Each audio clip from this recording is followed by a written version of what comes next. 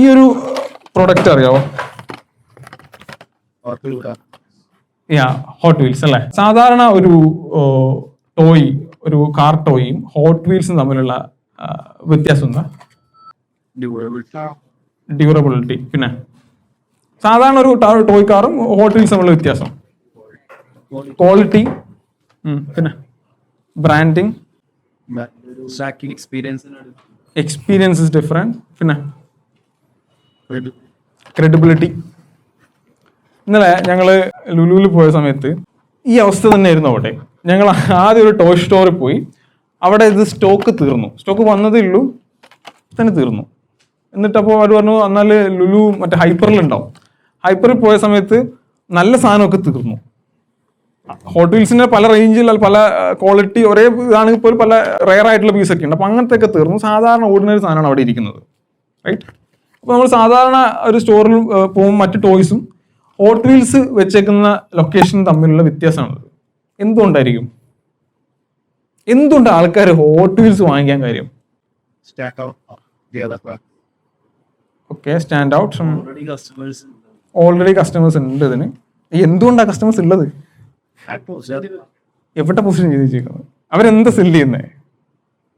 നമ്മള് hot wheels purchase ചെയ്യാൻ പോവാണെന്ന് പറയോ, ഹോട്ട് വീൽസ് കളക്ട് ചെയ്യാന്ന് പറയോ?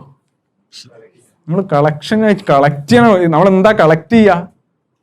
പോയിന്റ്സ്, സ്കോർ, അല്ലെങ്കിൽ പ്രീഷ്യസ് ആയിട്ടുള്ള സാധനങ്ങൾ നമ്മൾ കളക്ട് ചെയ്യുക. ഒരു കളക്ഷൻ എന്നുള്ള ടേം തന്നെ അവർ കൊണ്ടുവന്നിട്ടുണ്ട്. പർച്ചേസ് ചെയ്യാൻ നമ്മൾ കളക്ട് ചെയ്യാനാണ് പോകുന്നത്. ഓക്കെ, അപ്പൊ അവർ സെല് ചെയ്യുന്ന സംഭവങ്ങൾ ഇതൊക്കെയാണ്. ഒന്നെന്തായിരിക്കും? നൊസ്റ്റാൾജിയ.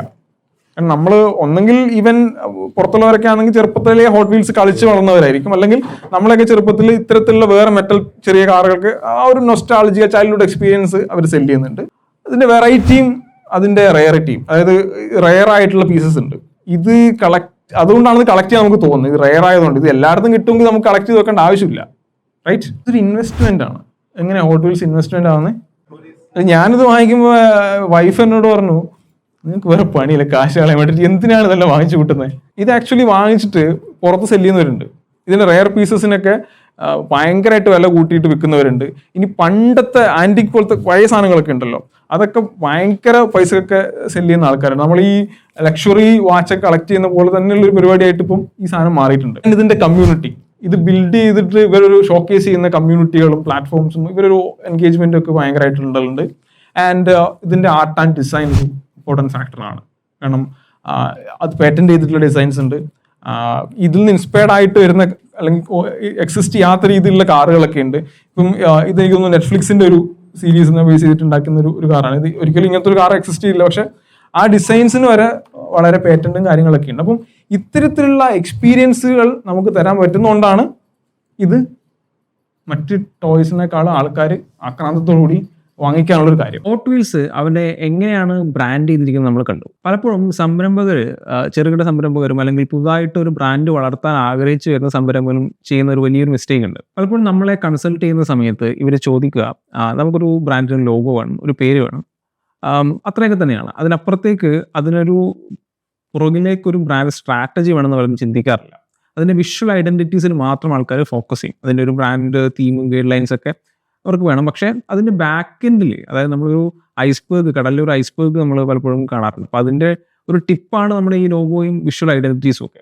അതിൻ്റെ താഴേക്കുള്ള ആ ഒരു ക്രക്സ് ആണ് നമ്മുടെ ബ്രാൻഡ് സ്ട്രാറ്റജി എന്ന് പറയുന്നത്.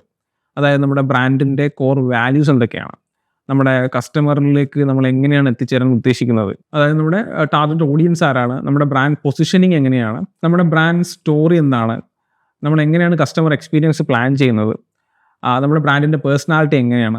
ഇത്തരത്തിലുള്ള ഒരു കംപ്ലീറ്റ് ആയിട്ടുള്ള ഒരു ക്രക്സ് ഉണ്ട്. ആ ക്രക്സിൻ്റെ മുകളിലാണ് നമ്മൾ ഈ ഒരു ബ്രാൻഡിൻ്റെ ഐഡൻറ്റിറ്റീസ് ബിൽഡ് ചെയ്തെടുക്കേണ്ടത്. അപ്പം കൂടുതൽ ആൾക്കാരും ഫോക്കസ് ചെയ്യുന്നത് ഈ ബ്രാൻഡിൻ്റെ വിഷ്വൽ ഐഡൻറ്റിറ്റീസിലായിരിക്കും. ഈ ഒരു കോറായിട്ടുള്ള ഒരു എലമെൻ്റ് ആരും ഫോക്കസ് ചെയ്യാൻ നിൽക്കാറില്ല പലപ്പോഴും. നിങ്ങൾ വലിയ ബ്രാൻഡുകളൊക്കെ നോക്കിയാൽ മനസ്സിലാവും ഇത്തരത്തിലുള്ളൊരു ക്രക്സ് അല്ലെങ്കിൽ ഇത്തരത്തിലൊരു കോറുണ്ട്. ആ കോറിനെ ബേസ് ചെയ്തുകൊണ്ടായിരിക്കും ഇതിൻ്റെ വിഷ്വൽ ഐഡൻറ്റിറ്റീസ് ഒക്കെ ഡെവലപ്പ് ചെയ്യുക. സോ ഭാവിയിൽ നിങ്ങളുടെ ബിസിനസ്സിനെ ബ്രാൻഡ് ചെയ്യാൻ ശ്രമിക്കുമ്പോൾ ഈ കാര്യം കൂടി ഒന്ന് ശ്രദ്ധിക്കുക.